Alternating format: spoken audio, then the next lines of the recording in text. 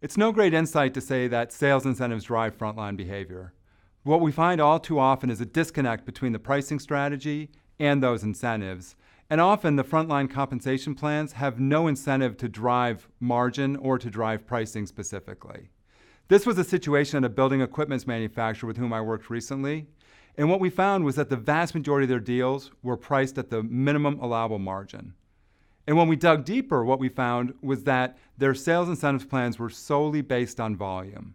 And as a result, salespeople had no incentive to try to push price. They just had the incentive to get the job done. And so we took them through the 4 steps that we think are really important to optimizing margins and optimizing incentives. And the first is getting clarity on the purpose of the pricing strategy. So for example, is it to drive margin or is it to expand sales? The second was to align the incentive plan with that strategy. Thirdly is to give the salespeople visibility. So in this client example, we actually built a very simple tool that allowed salespeople to understand the impact of greater pricing on their own comp.